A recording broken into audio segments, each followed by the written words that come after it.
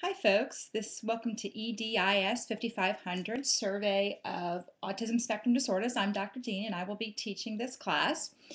And I like to obviously use some video. I've used it in a couple of classes and have gotten some pretty positive feedback, and I welcome your feedback on the use of video in these online courses. For some of us, online courses are new, and for some of us, we're pros at it. But I do find that it does help transition new online students into this realm of learning that we are becoming accustomed to. So anyway, welcome. I'm going to go over the syllabus with you today and kind of, go over it. I'm very informal, so don't mind me as I read directly from it.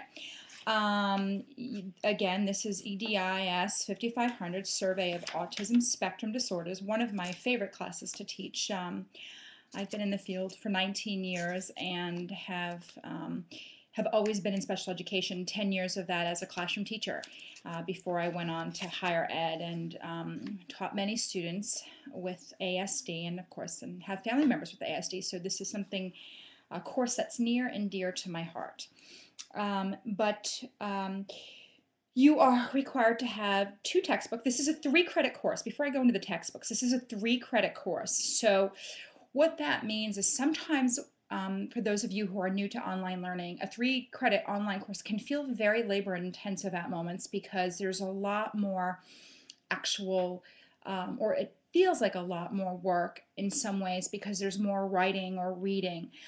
Remember, this is 45 semester hours, and when you think about if you were taking it as a face-to-face class, you would be spending probably 2 hours, 45 minutes, 2.5 hours, almost 3 hours a week in a classroom setting. So you have to think about, as you're doing your assignments for this online course, that you would be spending, almost 3 hours a week in a classroom setting. So that's what you should really be putting in each week on top of the course assignments.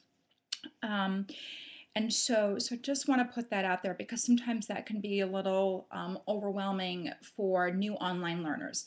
But once you get into the swing of things, it's pretty easy and I think enjoyable. I love the textbook that we're using for this course. We have two books. One is the Students with Autism Spectrum Disorders. Let me pull off my stickies. And this is by Heflin and Alamo, and this is probably one of the better books out there. I really do like this one. And I also have assigned You're Going to Love This Kid.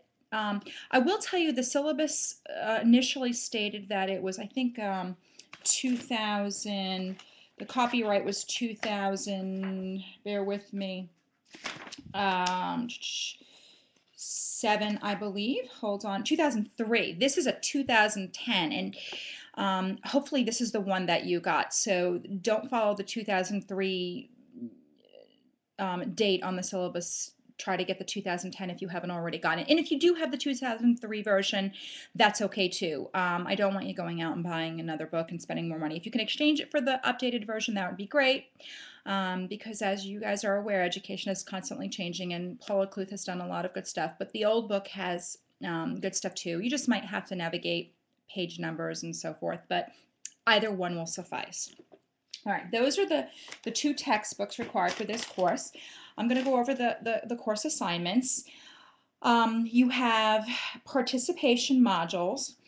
You have chapter questions based on the textbook and the reading. You have a book critique, and you have an intervention review assignment, and you have a final project. Everything will be on Blackboard. You will have to check your email regularly. I recommend checking it every 48 hours. I will send emails. Give me 48 hours to respond to your emails.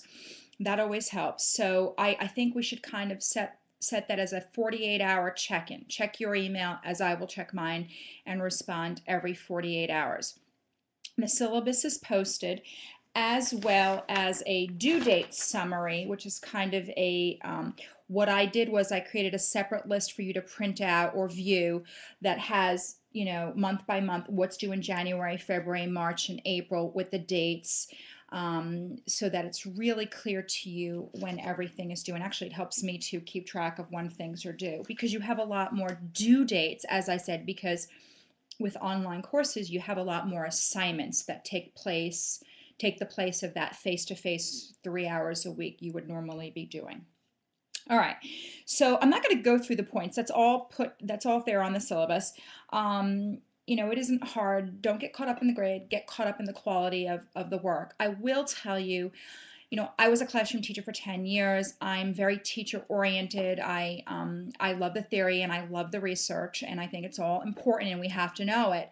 But I also am a practitioner. You know, I'm a teacher. So a lot of the assignments that I assign, for the most part, I really want you to be able to take strategies and skills and knowledge back to the classroom. I want it to be applicable. So you will see that I have case studies infused through the course, and I want you to think about things that you can take back to the classroom. I have a very practical nature in the way I design my courses for my teachers, and I know that most of you have taught courses for Northern Virginia before, and Curry, and I know a lot of folks in Northern Virginia are already practicing teachers, so I want it to be meaningful for you. So that being said, you will have participation modules, and don't mind as I read this. You will have participation modules, and you will have a total of 6 modules throughout the course, and they will open up as the course progresses. In other words, they all won't be open for you to do today, January 19th, which is the first day of our class. They will open, module 1 will open today and will close within 3 weeks, 2 to 3 weeks. And the due dates are all there. You really need to pay attention to this, because each module is only going to be open for 3 weeks. And so once it closes, it's closed, and it will close on the due date.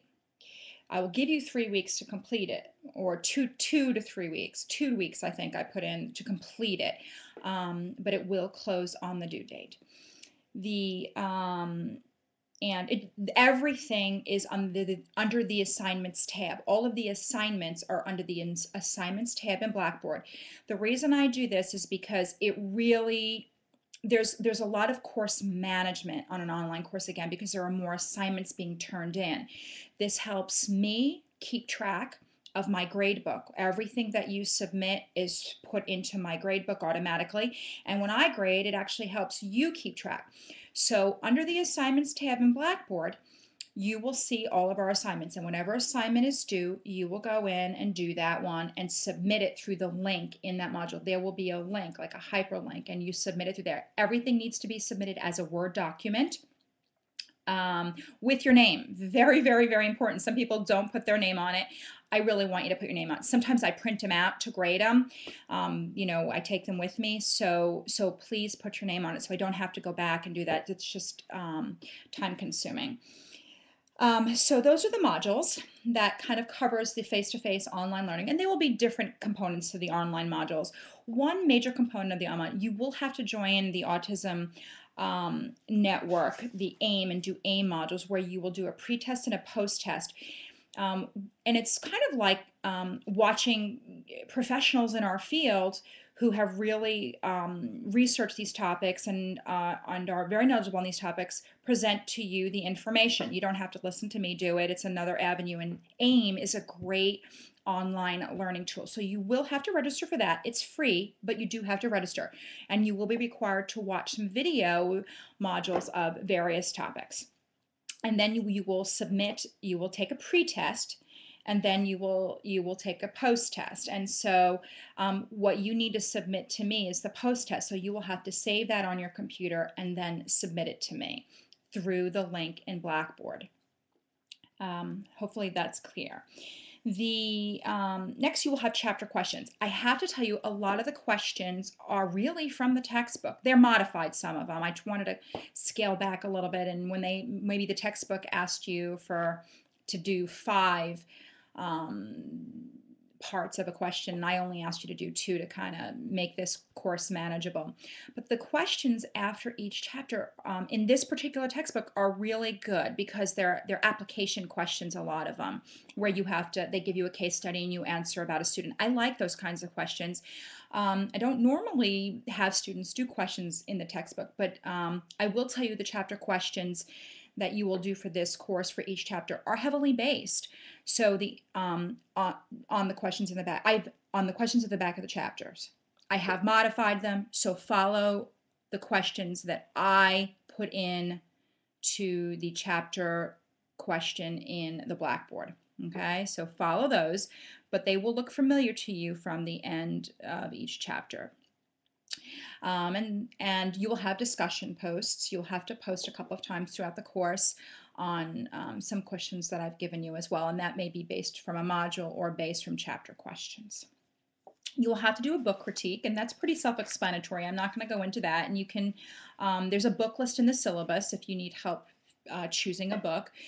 There's also an intervention review. You will have to, this is probably the research theory part of this course, but it really is critical because you need to be teacher as researcher, and I feel like this is a good way for you to go and research about 2 interventions and then hopefully gain knowledge and information where you can apply these interventions in your classroom setting.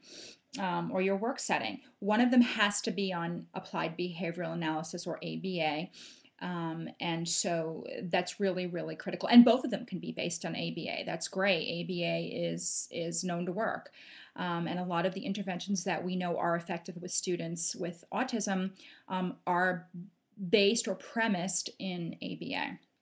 So, and that is also pretty self-explanatory on the syllabus. And lastly, you will have a final project, which is a student intervention plan. That too is self-explanatory. I do want you to try to the best of your ability write things in IEP form, and you'll understand what I'm talking about when you read about the project. Do the best you can. Some of you may not be in classroom settings or may not have experience doing this, and that is okay. I don't expect perfection. I expect effort. You know, and just give you, this is a great opportunity to get experience doing that if you have not done that before. So don't stress. Nobody's allowed to stress out in my classes. And of course, if you have questions, you can always send me an email. My phone number is on the syllabus, and feel free to give me a call. That's my cell phone, and you guys are welcome to call it with questions. And then you have the self-assessment paper, which is just kind of a reflection of what you've gained from the course. Hopefully you will come out with more strategies and interventions and feel more prepared to teach students on the spectrum. That's basically the quick rundown. I will, of course, you know, be contacting you with more information. I will post notices or I will post notices or send emails through Blackboard. So you have to check if your UVA email address is what's in Blackboard, that's the email address you need to check regularly. I know, you know, some of you use other Yahoo or AOL or whatever, but generally in Blackboard, when you register as a student, it's your UVA email address that is registered, and hence the one that everything I forward to you, that it goes to that address. I think that that's it. Again, I want to point out that that I will also post other documents, just, you know, FYIs, read this. This is a great document for classroom teachers. I will generally post some of those under the materials section. The syllabus is posted under the syllabus tab, as is the due date summary paper is also posted under the syllabus tab. So you definitely want to make note of that. That should really help you. So that's one you need to go to. The assignments tab is going to be the tab that you visit regularly to complete your assignments, because they're all listed there so that they're all neatly in my gradebook. Again, check the dates, because not all of the modules and chapter questions are open throughout the length of the course. I give you a 2 to 3 week period to do them. Another note you will notice the chapter questions. I try to average about 2 questions per chapter. That's an average. I do have one chapter where I've only given you 1 question, and then another chapter where I've given